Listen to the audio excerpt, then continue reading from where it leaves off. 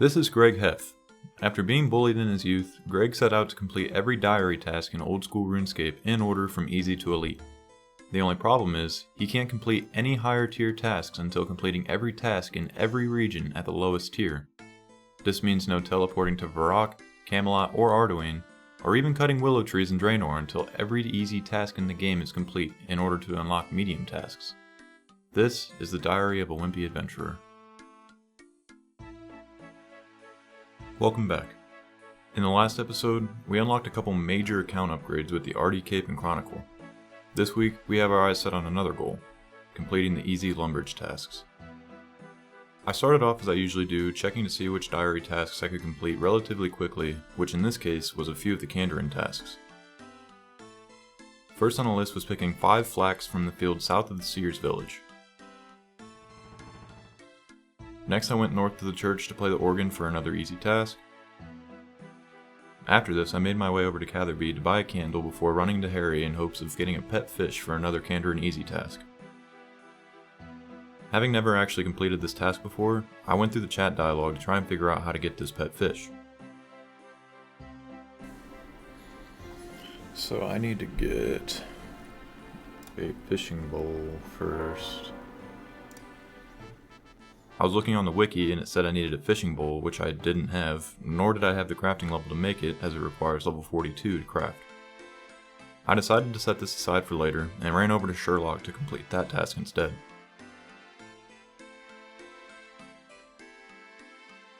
Feeling a bit peckish, I ran over to Forester's Arms in Seer's Village to buy some stew, completing yet another easy task.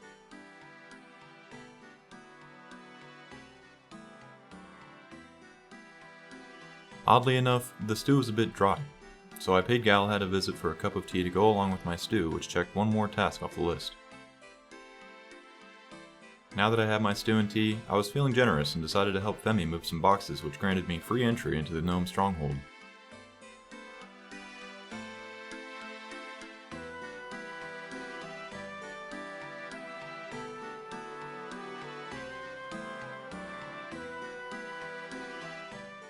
While I was here, I completed a lap of the Gnome Agility course to get level 2 Agility, and complete my first easy Western Provinces task.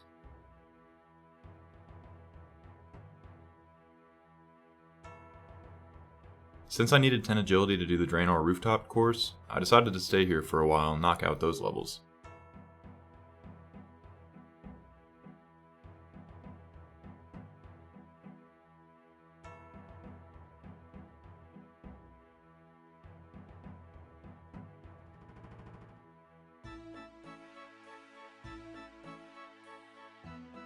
With 10 agility out of the way, I thought it'd be a good idea to try and complete another easy task by scoring a goal in Gnome Ball, another thing I've never done before. I mean, clearly. Like, I couldn't even figure out how to get the ball to start the game. After clicking through the rules, not paying attention to any of them, I started running towards the goal when I got tackled, which made me lose possession. But I was able to wrestle the ball back and made my first attempt at scoring a goal, which I failed. Turns out, having level 1 range doesn't really bode well for this minigame. My next attempt didn't go much better for me either, as I got tackled right away and had a hell of a time trying to get the ball back from this gnome. This went on for another few attempts before I finally called it quits and ran over to the nearby swamp to collect a toad for my second easy task. With my slimy green friend in my inventory, I tried to teleport to pest control for another task when I realized I needed to be combat level 40 before doing so.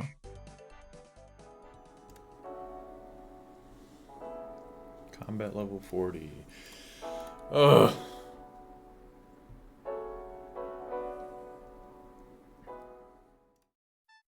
Done with the Western Provinces for now, I made my way back to Draenor to complete a lap of the Agility course for my 5th Lumbridge task.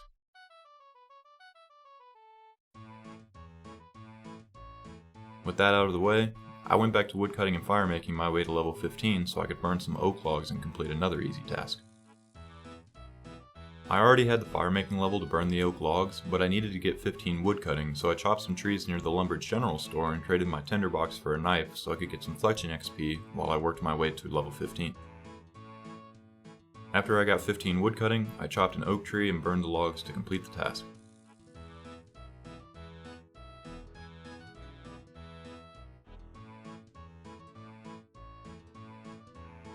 Since I was in the area and I actually remembered this time, I went back to the castle to pick up a pot and bucket so I could make some bread before heading to Arceuus to mine some ore in the mines.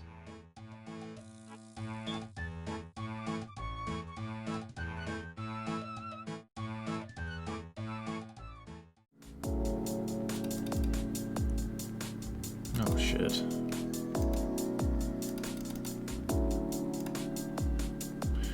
I didn't think they'd be aggressive to me.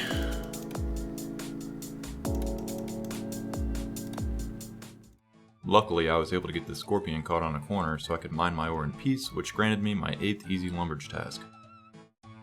Next up was killing a zombie in the Draenor sewers. You might be thinking to yourself, what's with all this running back and forth between villages? I thought this was going to be a series where you knew what you were doing and everything's planned out from the start. Well, that's where you're wrong. Like I said before, I'm no expert in this game. There are going to be a ton of instances where I run back and forth for something that should have taken me a fraction of the time to complete. My goal is to at least make it entertaining for you to watch. Here's another prime example. After dropping down into the sewers and killing a zombie, I realized that my diary didn't update and found out it was because I didn't stay down there long enough for the game to register the kill, so I had to go back down and kill another one. When I went back down to kill another zombie, I quickly discovered that I didn't have enough health or food to sustain another kill, so I went back to the bank to grab some cakes before trying again. With that out of the way, next on the list was catching anchovies in Arceuus, which requires 15 fishing. I figured instead of fishing my way to level 15, it'd be better to complete the sea slug quest to fast track my way to level 24 so I could avoid some of the slow early level XP rates. This quest does require level 30 fire making though, so I started cutting oak trees near the Draenor bank and lighting them to work my way to level 30. Let's just take a moment here and appreciate how perfectly I lined this up so I could burn all of my logs in a row without having to burn any extras on the side.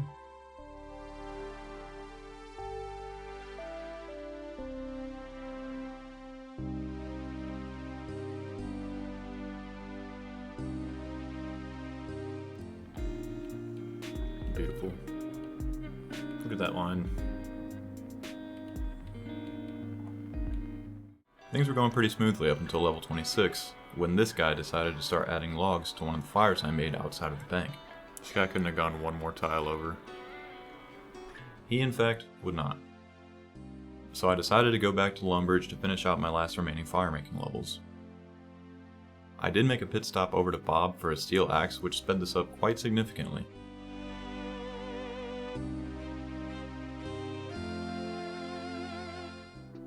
Is that 30? That's 30. Okay, cool.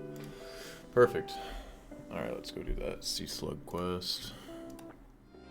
Now that I had all the requirements, I made the journey over to Caroline, east of Arduin, to begin the sea slug quest.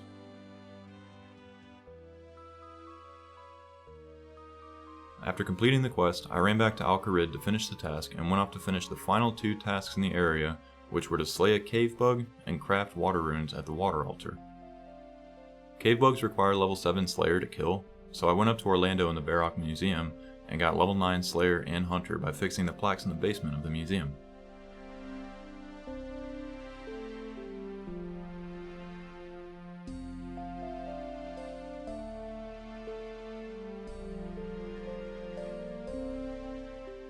To get the runecrafting level required for my final task, I made my way to the familiar Arceuus Library. But before that, I decided to stop by this farming patch and get a little farming XP by raking weeds.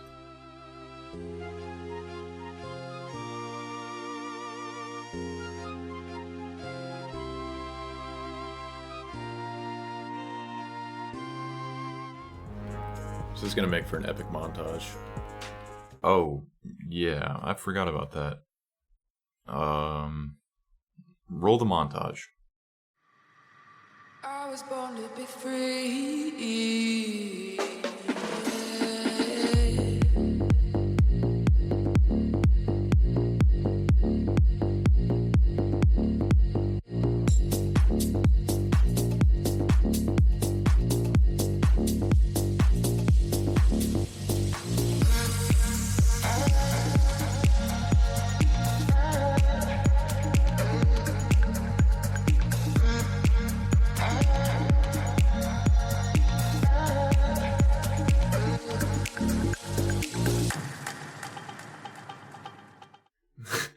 I can't believe I actually made Greg floss for that clip.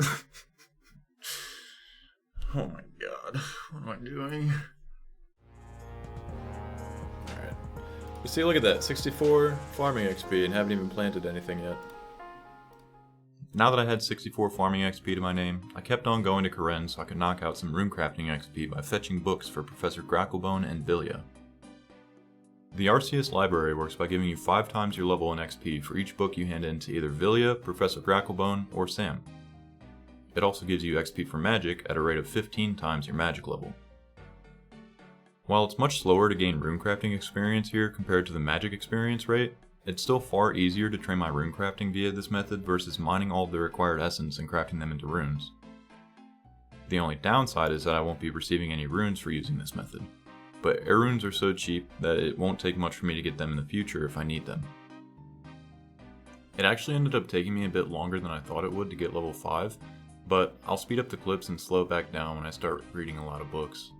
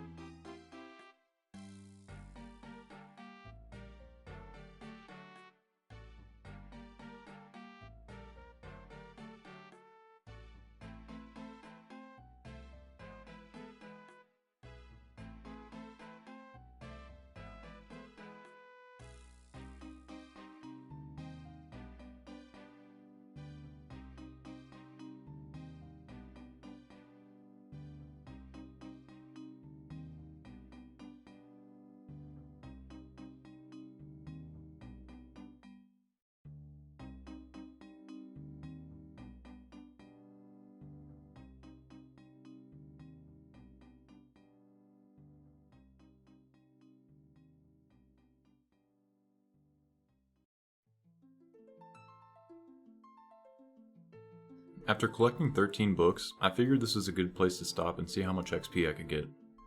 But it didn't even quite get me to level 2, as I was only getting 5 XP per book at this point.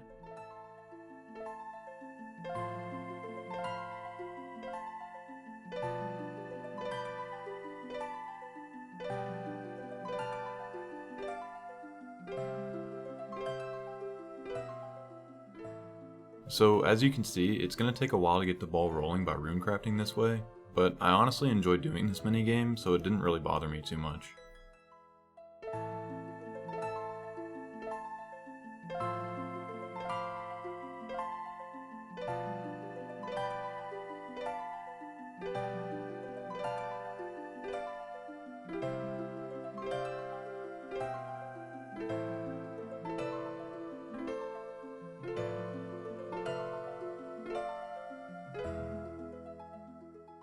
After getting level 2 runecrafting, my XP rate literally doubled, so it was going to start getting a little bit faster at this point.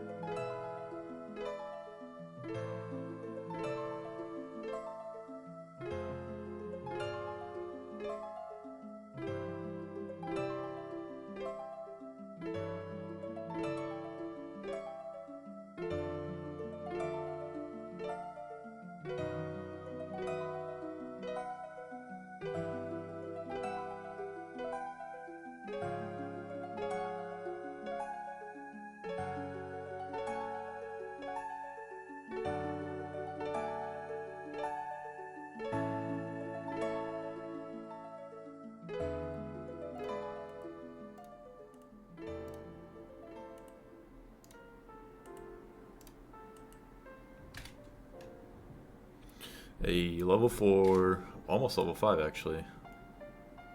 I only need to get 2 more books. Oh yeah, this is easy. Alright, yeah, I'll be right back. Like I said a couple episodes ago, these first few episodes were actually streamed on my Twitch channel, twitch.tv/Boyke, and I was starting to get hungry at this point in the stream, so I left real quick to go make a turkey sandwich. But don't worry, I edited that part out.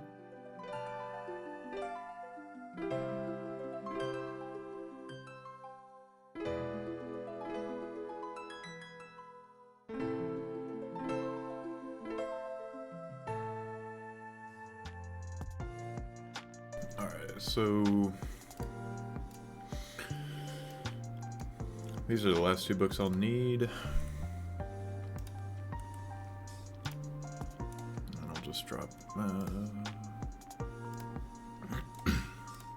these. After eventually getting 5 runecrafting, I teleported out and headed towards the elemental wizards south of Falador to kill the water wizard for the water talisman that I'd need to actually craft the runes.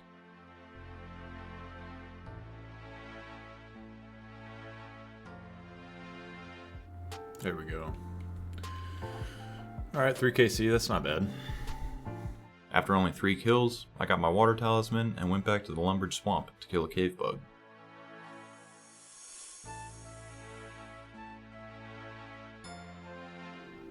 Sweet. Alright, Barrock. I was running low on cash, so I went to the Barrock General Store to sell my steel pickaxes that I got from the Ham Guards for 385 coins and went to the Essence Mine to fill my inventory with essence to complete the final easy task in Lumbridge, along with getting level 6 runecrafting.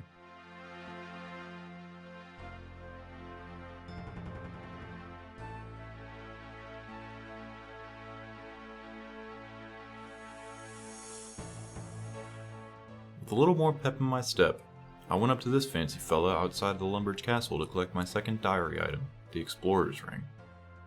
The Explorer's Ring 1 allows me to recharge my run energy by 50 points 2 times a day. It also acts as a low alch spell for 30 casts per day.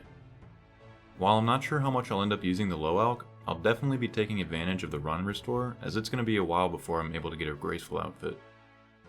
But that's all I've got for this video. Today, we got a few more tasks completed along with finishing up the easy Lumbridge and Draenor tasks. Slowly but surely we're working our way through all the easy tasks, and someday we'll eventually be able to start working on the medium tasks. But until then, thank you all so much for watching. Until next time.